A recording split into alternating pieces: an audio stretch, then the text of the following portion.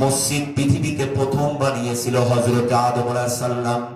প্রথম মসজিদ বানালেন হযরত আদম আলাইহিস সালাম। আদম আলাইহিস সালাম যখন দুনিয়াতে আসলেন, আল্লাহ রাব্বুল আলামিন আদম আলাইহিস সালামকে বললেন, আদম তোমার বাড়ি বানাতে হবে না, ঘর বানাতে হবে না, তোমার দায়িত্ব আমি আল্লাহ রাব্বুল আলামিন নিলাম। তুমি আগে প্রথমে মসজিদ বানাও। আদম আলাইহিস সালামকে জিবরাইল আলাইহিস সালাম জায়গা দেখা দিলেন। ওই জায়গায় যে মসজিদটা হলো, ওই মসজিদটার নাম হলো কাবা শরীফ। সুবহানাল্লাহ। তাহলে পৃথিবীর প্রথম ঘরের নাম কি? মসজিদ। আদম আলাইহিস সালাম যখন মসজিদ বানালেন, আপনারা জানেন আম গাছের নিচে গেলে আম পাওয়া যায়, কাঁঠাল গাছের নিচে গেলে কাঁঠাল পাওয়া যায়। আর মসজিদের নিচে যখন আসা যায়, আল্লাহ রাব্বুল আলামিন তখন তার রহমত আর বরকত দিয়ে ঢেলে দেয়। সুবহানাল্লাহ বলেন। আদম আলাইহিস সালাম বানালেন মসজিদ। নূহ আলাইহিস সালামের সময় যে ফ্লাড হলো, বন্যা হলো, বন্যায় সব কিছু ধ্বংস হয়ে যাওয়ার পর কাবা শরীফের যখন অবশিষ্ট রইল, আল্লাহ নবী নূহ আলাইহিস সালাম কাবা শরীফ পুনরায় মেরামত করলেন। আপনারা এটা জানেন, নূহ আলাইহিস সালামের পরে কাবা শরীফ মেরামত করলেন হযরত ইব্রাহিম আলাইহিস সালাম। কথা বলেন না কেন? কি করলেন? ইব্রাহিম আলাইহিস সালাম যখন কাবা শরীফ নির্মাণ করলেন, আল্লাহ রাব্বুল আলামিন কে ডাক দিয়ে বলেন, আল্লাহ কাবা শরীফ নির্মাণ করার পর আমি কিছু বালি বেঁচে গেল, এই বালিগুলো কি করব? আল্লাহ বললেন, ইব্রাহিম তুমি ওই বালিগুলোকে উপর দিকে তুলে দাও। ইব্রাহিম আলাইহিস সালাম বলে, আল্লাহ উপর দিকে তুলে দিলে কত দূর যাবে? আল্লাহ রাব্বুল আলামিন ডাক দিয়ে বলল, তোমার চিন্তা করতে হবে না, আমি ওই বালিগুলো পৃথিবীর প্রতিটা প্রান্তরে পাঠিয়ে দেব। আমি ওই বালি পাকিস্তানে পাঠিয়ে দেব, ওই বালি চীনে পাঠিয়ে দেব, ওই বালিগুলো আফগানিস্তানে দিয়ে দেব, ওই বালিগুলো বাংলাদেশে দিয়ে দেব। আমি ওই বালিগুলো হাংরা গাড়ির পশ্চিম পাড়া বাইতুল মামুর যে জায়গায় হয়েছে, ওই জায়গায় বালিটা আমি ফেলে দেব।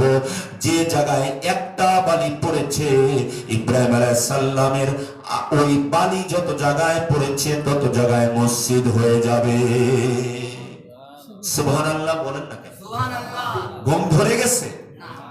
যত জায়গায় পড়েছে মসজিদ হয়ে যাবে। তাহলে মসজিদের গুরুত্ব কম না বেশি বলেন? এটা কোথায়? আল্লাহ রাব্বুল আলামিনের কুদরতি বালিগুলো এখানে পড়েছে, এই জন্যই মসজিদ হবে। এই মসজিদ যে আমরা তৈরি করতে যাব, এই মসজিদ কোনোদিন ধ্বংস হবে না। কেন হবে না? দেখেন, সিমেন্ট দান করলেন, এই যে সিমেন্ট দান করলেন, টাইলস দান করলেন, টাকা দান করলেন, শুনে রাখেন এই মসজিদগুলো কাল কিয়ামতের ময়দানে হযরত ইসরাফিল আলাইহিস সালাম যখন সিংহায় ফু দিবেন, ওই সময় সব কিছু যখন ধ্বংস হয়ে যাবে, এই বাইতুল মামুর মসজিদটা কাবা শরীফের দিকে হাঁটা শুরু করবে। আল্লাহু আকবার বলেন। এই জায়গা সহ চলে যাবে। পৃথিবীর যত মসজিদ আছে সব মসজিদ গুলো কাবা শরীফে গিয়ে হাজির হয়ে যাবে। বাইতুল মামুরটাও চলে যাবে, হাংরা গাড়ির পশ্চিম পাড়া বাইতুল মামুর মসজিদও চলে যাবে। সবগুলো চলে যাবে কাবা শরীফের কাছে। আর কাবা শরীফ সেট হয়ে যাবে সিদরাতুল মুনতাহার সাথে। আল্লাহু আকবার বলেন। সিদরাতুল মুনতাহা সেট হয়ে যাবে জান্নাতের সঙ্গে। বাইতুল মামুরটা হয়ে যাবে জান্নাতের ফ্ল্যাট। আল্লাহু আকবার। বাইতুল মামুরটা হবে জান্নাতের ফ্ল্যাট। অর্থাৎ এই বাইতুল মামুর তৈরি করার জন্য যারা টাকা দিল, এই বাইতুল মামুর তৈরি করার জন্য যারা টাকা দিল, তারা যেন জান্নাতের ফ্ল্যাট কিনে দিল। আল্লাহু আকবার বলেন। যেহেতু এটা জান্নাতের পলট হয়ে যাবে, বাইতুল মামুর তৈরি করার জন্য যারা টাকা দিল, তারা যেন জান্নাতের পলট কেনার জন্য টাকা দিল, তারা যেন জান্নাতের জায়গা কেনার জন্য টাকা দিল। আর বাইতুল মামুর বানানোর জন্য যারা টাইলস দিল, তারা যেন জান্নাতের বাড়ি বানানোর জন্য টাইলস দিল। এই বাইতুল মামুর বানানোর জন্য যারা সিমেন্ট দিল, তারা যেন জান্নাতের বাড়ি বানানোর জন্য সিমেন্ট দিল। চিৎকার দিয়ে বলুন সুবহানাল্লাহ। তাহলে এটা কোথায় চলে যাবে? এটা কাবা শরীফের কাছে চলে যাবে, আর কাবা শরীফ সেট হয়ে যাবে কার সঙ্গে বলেন? ওয়াজ কি মনে আছে? এটা মসজিদ গুলো চলে যাবে কিয়ামতের ময়দানে কাবা শরীফের সঙ্গে জায়গা সহ উঠে চলে যাবে। কাবা শরীফ সেট হয়ে যাবে সিদরাতুল মুনতাহার সঙ্গে, আর সিদরাতুল মুনতাহা থেকে জান্নাত শুরু হয়ে যাবে। এই পলকটা হয়ে যাবে জান্নাতের পলক। ভাইজানরা যারা ঢাকাকে গিয়েছেন, ঢাকা যান না? উত্তর আগে এক সময় শুধু খালি আবর্জনা ছিল না, শুধু আবর্জনা, কোনো বাড়িঘর ছিল ভাইজান? ঢাকা মানে বেড়ান নাই মনে হয়। উত্তরা কি ছিল আগে? কিচ্ছু ছিল না। এখন উত্তরা ঢাকার মধ্যে সবচেয়ে মডার্ন সিটি, তাই নয় কি বলেন? ঢাকার মধ্যে সবচাইতে অন্যতম বনানী গুলশান তো, গুলশান তো আগের থেকেই ভিআইপি, কিন্তু উত্তরাতে কিচ্ছু ছিল না। তাহলে উত্তরাতে ওই পলকগুলো ঢাকার সঙ্গে কানেক্টেড হয়ে উত্তরাও ভিআইপি হয়ে গেছে। জান্নাতের সঙ্গে সিদরাতুল মুনতাহার কানেকশন হবে, আর কাবা শরীফের সঙ্গে কানেকশন হবে, আর এই মসজিদগুলো হবে ওই উত্তরার মতো পলক জান্নাতের। চিৎকার দিবেন সুবহানাল্লাহ।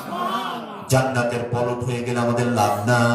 ওই মসজিদগুলো আল্লাহকে ডাক দিয়ে বলবে, আল্লাহ আমাকে যারা আবাদ করেছে তাদেরকে ছাড়া আমি জান্নাতে যাব না। আল্লাহু আকবার বলেন।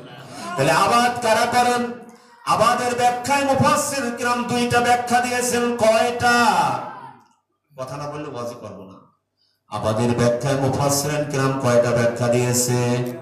আল্লাহ বলে, ইন্নামা ইয়া'মুরু মাসাজিদাল্লাহি মান আমানা বিল্লাহি ওয়াল ইয়াউমিল আখির। আল্লাহু আকবার। নিশ্চয়ই আল্লাহর প্রতি ঈমান আনে যারা, আখিরাতে বিশ্বাস করে যারা, তারাই মসজিদ আবাদ করে। আল্লাহু আকবার বলেন। মসজিদ আবাদ করার অর্থ কয়টা? ওয়াজ বুঝে বুঝে যেতে হবে। এক নম্বর আবাদ হলো মসজিদে এসে নামাজ পড়া, সময় মতো এসে নামাজ পড়া, এটা একটা আবাদ। দুই নম্বর আবাদ হলো মসজিদে যখন জায়গার প্রয়োজন হবে জায়গা দিতে হবে, মসজিদে যখন ইটের প্রয়োজন হবে ইট দিতে হবে, মসজিদে যখন টাকার দরকার হবে টাকা দিতে হবে, মসজিদের যে কোনো সহযোগিতার দরকার হবে সেই ধরনের সহযোগিতা দিতে হবে। এটার নাম হলো মসজিদ আবাদ করা। বুঝে এসেছে বাবাজি? আব্বা জানেরা, আব্বা জানেরা বলেন, বুঝে এসেছে? আবাদ কয় ধরনের, কি কি বলেন তো? একটা হচ্ছে নামাজ ইবাদত করতে হবে মসজিদে, এটা এক নম্বর আবাদ। আর দুই নম্বর আবাদ হলো মসজিদের সাহায্য সহযোগিতা করতে হবে। এই দুই ধরনের আবাদ যারা করবে ওরাই হলো মসজিদের আবাদকারী, আর ওরাই হলো ইমানদার, ওরাই হলো আখিরাতের প্রতি বিশ্বাস রাখে। আল্লাহু আকবার বলেন। তাহলে মসজিদ সম্পর্কে বলছি। দুনিয়ার মধ্যে আল্লাহর বাড়ি হলো মসজিদ। বলেন দুনিয়ার মধ্যে আল্লাহর বাড়ির নাম কি? কথা না বললে ওয়াজ হবে না। আল্লাহর বাড়ির নাম কি? আপনার বাড়িতে যখন জামাই আসে, নতুন জামাই আসে, আপনি কি করেন? জামাইকে ঈদে যখন জামাই আসে তখন কি করেন? জামাইকে ভালো ভালো খাওয়ার পর একটা করে উপহার দিয়ে দেন। আল্লাহ বলে, বান্দারে আমার বাড়িতে যে আসলো তাকে আমি দুনিয়ায় সম্মান বাড়িয়ে দিলাম, আর আমি আল্লাহ তোমার জামাইকে যদি তুমি উপহার দিতে পারো, আমি আল্লাহ তোমাকে কখনো মাহরুম করব না। আমি আল্লাহ রব্বুল আলামিন তোমার জন্য জান্নাতুল ফিরদাউস উপহার দেব। সুবহানাল্লাহ বলেন। তোমার জন্য কি দেব? জান্নাতুল ফিরদাউস উপহার দেব। তাহলে মসজিদে যখন আমরা যাই, আল্লাহ রাব্বুল আলামিন, হে আমার সাহাবীরা, নবীজি বলছেন তোমরা যখন বেহেশতের বাগানের সামনে দিয়ে হেঁটে যাবে তখন সেই বাগান থেকে ফলমূল খেয়ে আনন্দ করে ঘোরাফেরা করবে। মসজিদগুলো হলো জান্নাতের বাগান। সাহাবীরা বলল, ইয়া রাসূলুল্লাহ, ইয়া হাবিবাল্লাহ, সেই ফলমূল গুলো কিভাবে খাবো? বলে মসজিদে বসে থাকবে যতক্ষণ নামাজের জন্য, ততক্ষণ পড়তে থাকবে সুবহানাল্লাহ ওয়ালহামদুলিল্লাহ লা ইলাহা ইল্লাল্লাহ ওয়াল্লাহু আকবার পড়ুন একটু সুবহানাল্লাহ ওয়ালহামদুলিল্লাহ লা ইলাহা ইল্লাল্লাহ আল্লাহু আকবার। এইগুলো যখন পড়বেন এইগুলো হলো জান্নাতের ফল। আল্লাহু আকবার বলেন। একবার সুবহানাল্লাহর কত দাম জানেন? আল্লাহ রাব্বুল আলামিন যখন আরশ তৈরি করলেন, কি তৈরি করলেন? আল্লাহ যখন আরশ তৈরি করলেন ওই সময় ফেরেশতারা আরশ তুলতে পারে না। আরশের ওজনটা বেশি হওয়ার কারণে ফেরেশতারা আরশ তুলতে পারে না। ওই মুহূর্তে আল্লাহ রাব্বুল আলামিন ফেরেশতাদেরকে বললেন, তোমরা পড়ো সুবহানাল্লাহ। সুবহানাল্লাহ বলার সঙ্গে সঙ্গে ফেরেশতারা আরশ তুলে ফেললেন। সুবহানাল্লাহর পাওয়ার কত দেখেন। সুবহানাল্লাহ বললেন এত ভারী। এই ছেলে কথা বলো না, বসো, কথা বলতেছো কেন? সুবহানাল্লাহর পাওয়ার কত ভারী দেখেন। ফেরেশতারা আরশ তুলে ফেললেন। আদম আলাইহিস সালাম যখন হাসি দিলেন ওই সময় আল্লাহ রাব্বুল আলামিন বললেন, আদম রে, তোমার হাসি দেওয়ার জন্য তুমি পড়ো আলহামদুলিল্লাহ। আল্লাহু আকবার বলেন। আর নূহ আলাইহিস সালাম যখন একত্ববাদের দাওয়াত দিলেন, ইসলামের দাওয়াত দিলেন, নূহ আলাইহিস সালামকে বললেন, তুমি পড়ো লা ইলাহা ইল্লাল্লাহ। আর হযরত ইব্রাহিম আলাইহিস সালাম যখন সন্তানের পরিবর্তে যখন দুম্বা কুরবানি করেছিলেন ওই সময় ইব্রাহিম আলাইহিস সালাম খুশি হয়ে বলেছিলেন আল্লাহু আকবার। এই চারটা একসঙ্গে মিলে পড়ুন সুবহানাল্লাহ সুবহানাল্লাহ ওয়ালহামদুলিল্লাহ লা ইলাহা ইল্লাল্লাহ ওয়াল্লাহু আকবার। চারটার গুরুত্ব আছে না নাই? এটা তো জান্নাতের ফল, তো এই জন্যই হবে। আপনি যদি এই আমল করেন আরশের মতো ভারী কাজগুলো আল্লাহ সহজ করে দিবে। আল্লাহ বলবে, বান্দারে আমি কথা দিলাম তুমি এই জিকির গুলো যতবার করবে তোমার জীবনের যত দুঃখ আছে আমি আল্লাহ দায়িত্ব নিলাম ওইগুলো দূর করে দেওয়ার জন্য। সুবহানাল্লাহ বলেন। তাহলে মসজিদ সম্পর্কে কথা বলছি। মসজিদ দুনিয়াবি কথা বলা যাবে না। মসজিদে দুনিয়াবি কথা বললে কি হয়ে যায় শোনেন। ফেরেশতারা প্রথম বলে, ও আল্লাহর ওলি, মসজিদের মধ্যে দুনিয়াবি কথা বলছো, চুপ হয়ে যাও। দ্বিতীয়বার যখন কথা বলে তখন বলে, ও আল্লাহর দুশমন তুই চুপ হয়ে যা, ও আল্লাহর দুশমন তুই চুপ হয়ে যা। প্রথমে আল্লাহর ওলি বলল। অনেক সময় ভদ্রতার সাথে বলে না যে ভাই ভদ্রভাবে আপনাকে প্রথমে বললাম, পরে কিন্তু অভদ্রভাবে বলবো। প্রথমে বলল, ও আল্লাহর ওলি, ও আল্লাহর ওলি তুমি চুপ হয়ে যাও। দ্বিতীয় কথা যখন বাজে কথা যখন বলে ফেরেশতারা ডাক দিয়ে বলে, ও আল্লাহর দুশমন তুই চুপ হয়ে যা। আল্লাহু আকবার বলেন। বিশ্বনবী বলেছেন আর মসজিদের মধ্যে আর একটা কাজ করা যাবে না। হারানো বস্তুর কোনোদিন মসজিদে কখনো এলান দেওয়া যাবে না। নবীজি বলেছে, হারানো বস্তুর এলান যদি মসজিদের মধ্যে দেয় আমি নবী বলে দিলাম সে যেন ওই হারানো বস্তু আর খুঁজে না পায়। সে যেন ওই হারানো বস্তু খুঁজে না পায়। মসজিদ আমাদের কাছে কিছু দাবি করে, আজকে এই ওয়াজি হবে, ভালো লাগতেছে তো? মসজিদ আমাদের কাছে কিছু দাবি করে। সরকারের কাছে আপনাদের কিছু দাবি নাই? সন্তান বাবার কাছে কিছু দাবি করে না? আছে ভাইজান, তাই না? ভাইজান নামটা কি? হাসিনুর ভাই। আচ্ছা, সন্তান বাবার কাছে দাবি করে, মসজিদ আমাদের কাছে কিছু দাবি করে। মসজিদের 1 নম্বর দাবি হলো আবাদ করা। আমাদের কথাটা তো বললাম, আবাদের অর্থ তো বুঝতেই পেরেছেন, ইবাদত করা।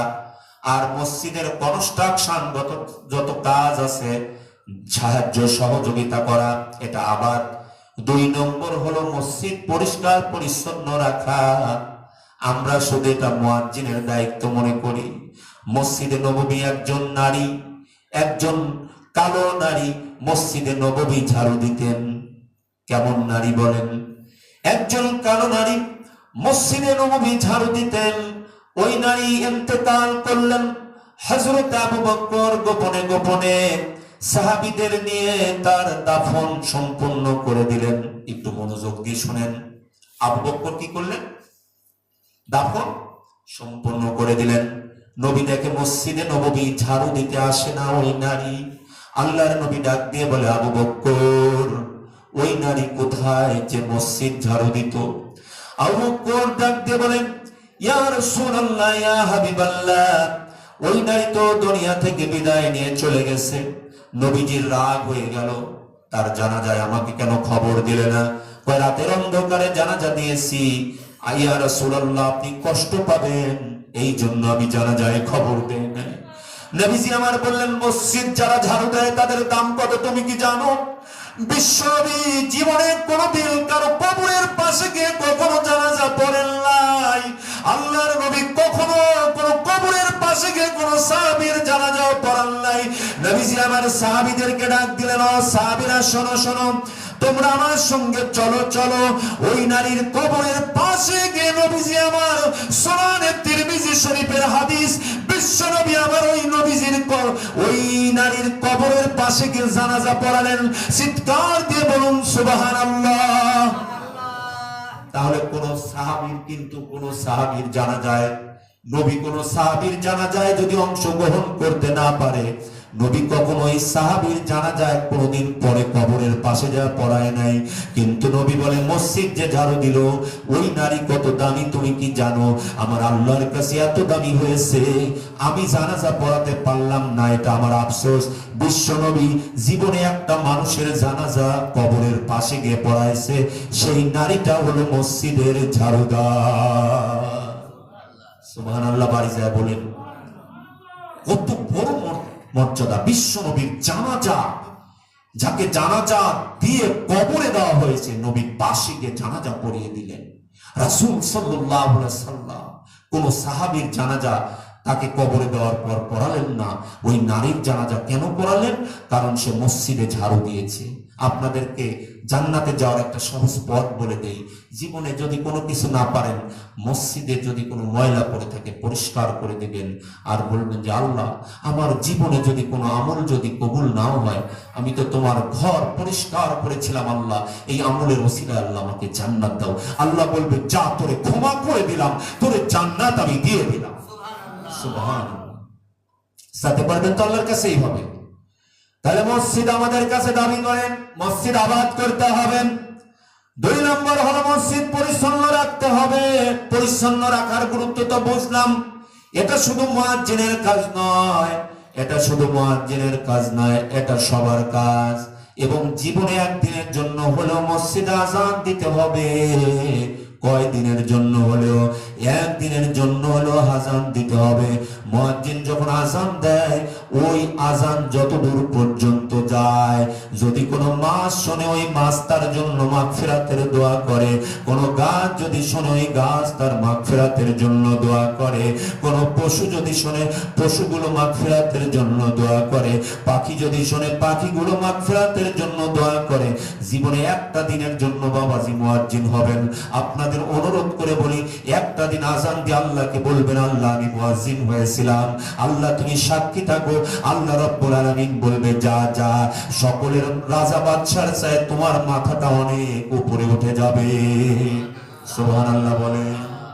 তাহলে জীবনে একদিনের জন্য তো মুয়াজ্জিন হওয়া যাবে। আর আল্লাহর কাছে কি বলবেন? যে আল্লাহ তোমার মসজিদে একদিনের জন্য আমি মুয়াজ্জিন হয়েছিলাম গো আল্লাহ। আল্লাহ মুয়াজ্জিনের যে মর্যাদা, আমাকে সেই মর্যাদা দিয়ে দাও। আল্লাহ বলবে, যা দিয়ে দিলাম, দিয়ে দিলাম, দিয়ে দিলাম। মুয়াজ্জিনের মাথা যেমন সবার উপরে থাকবে, আপনার মাথাটাও ওই রকম সবার উপরে থাকবে। সুবহানাল্লাহ বলেন।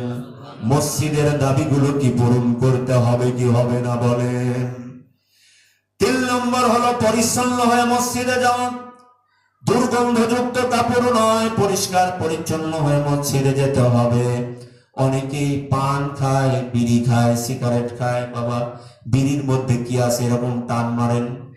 এই বিড়ি আমাদের জন্য কিছুই দিতে পারে না। 2টা ভ্যালুয়েবল জীবন আমাদের কাছ থেকে নিয়ে নেয়। এক হচ্ছে জীবনটা কেড়ে নেয়, শ্বাসনালীটা সংকুচিত হয়ে যায়। এই কারণে অকালে মরণের কোলে ঢলে পড়ে, পরে কি পড়ে না বলেন? সিগারেট যারা খান বাদ দিতেন, your willing power is enough to stop smoking. Smoking কে বর্জন করার জন্য আপনার ইচ্ছা শক্তি যথেষ্ট। You have to determine to stop smoking. Smoking ছাড়ার জন্য আপনার ইচ্ছা শক্তিটাই যথেষ্ট। আমি খাবো না, পৃথিবীর কোন শক্তি আপনাকে ধূমপান করাতে পারবে না।